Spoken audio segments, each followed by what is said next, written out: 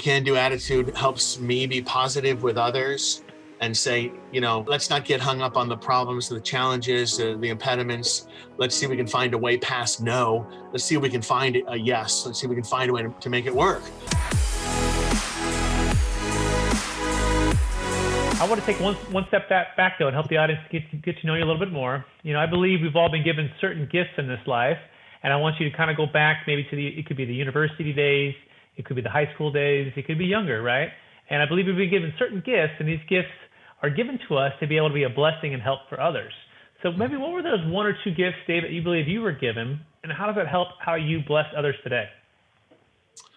Ooh, gifts are, yeah, that's a tall order to think about that. I don't tend to think of myself as gifted. Humble, maybe that's a gift.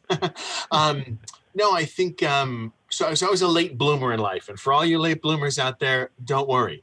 It's okay. Sometimes better to wait. And yeah, much to the concern and dismay of my parents, more than one time, I'm quite sure it was like, does he talk? Is he okay? Super quiet, which you would not believe now. Everybody's like, no, I don't believe that, So that's okay. Things change in life.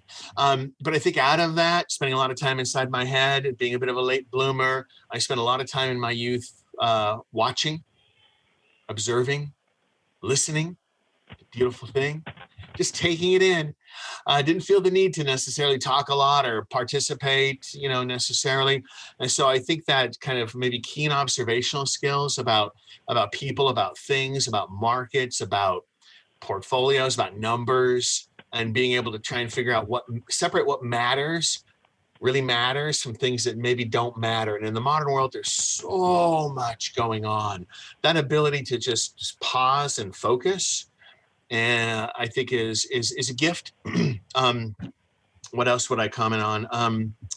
Yeah, I think if I may be allowed a second gift, is a can-do attitude. I've always said, if you want something done, ask the busiest person you know.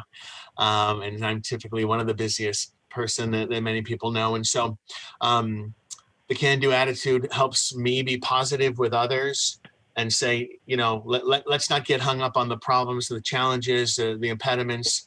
Let's see if we can find a way past no. Let's see if we can find a yes. Let's see if we can find a way to make it work.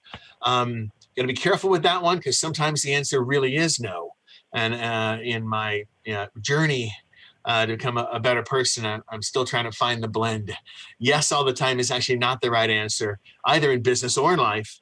It's that careful application of the occasional no that puts things in balance. Maybe those two things.